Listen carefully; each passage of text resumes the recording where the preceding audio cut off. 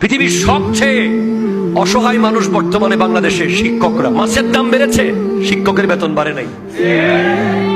গোষ্ঠের দাম বেড়েছে, ওষুধের দাম বেড়েছে, গাড়ির ভাড়া বেড়েছে, বাসা ভাড়া বেড়েছে, গ্যাস বিল বেড়েছে, বিদ্যুৎ বিল বেড়েছে। দুই ক্যাটাগরির মানুষ এখনো আগের জায়গায় আছে। একটা হলো মসজিদের মুয়াজ্জিন ইমাম খতিব, আর একটা হলো স্কুল কলেজ মাদ্রাসার শিক্ষকরা। অনেকের অবস্থা যদি এমন না হতো, শিক্ষকরা কখনো এত সম্মানজনক পেশায় থেকে থালা নিয়ে রাজধানীতে দাঁড়াতে পারত না। শিক্ষকদের করুণ অবস্থা যদি আপনারা জানতেন, আপনারা প্রতিদিন বাচ্চা পাঠানোর সময় এত বড় বাটিতে করে, টিফিন বাটিতে করে 3 বেলা ভাত পাঠাই দিতেন। এক একজন শিক্ষকের করুণ অবস্থা, যেখানে রাষ্ট্র পতিতাদেরকে টাকা দেয়, আইন পাশ করে পতিতাদের জন্য টাকা বরাদ্দ দেওয়ার কথা রাষ্ট্র ভাবতে পারে, সেখানে শিক্ষকদেরকে তো স্বর্ণের পালং দেওয়া দরকার।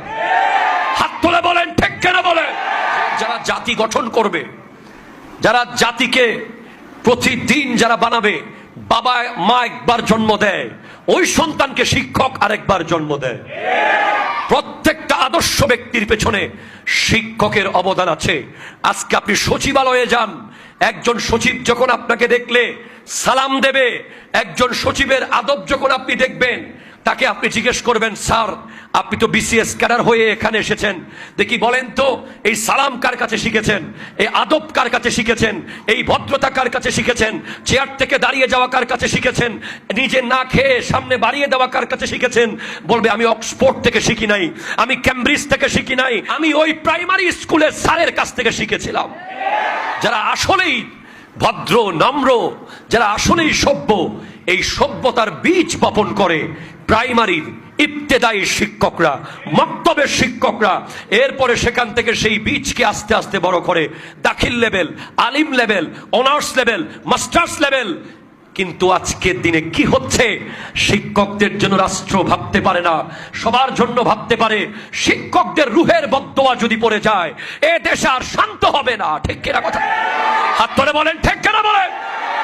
জাতি গড়ার কারিগর এই শিক্ষকরা আজ ঢাকার জমিনে বেশ কতদিন ধরে আন্দোলন করছে নিজেদের একটু জীবনকে উন্নত করার জন্য। শিক্ষকদের জীবন যদি উন্নত হয়, ছাত্রের লেখাপড়া উন্নত হবে। শিক্ষকরা কি চায়? শিক্ষকরা তেমন কিছুই চায় না। কোনো মতে দুবেলা দুমুঠো ভালোভাবে ভাত খেতে পারলে, একটু মন ভরে ছাত্রদেরকে পড়াইতে পারলে, শিক্ষকরা এর বেশি কিছু চায় না। কিন্তু এখন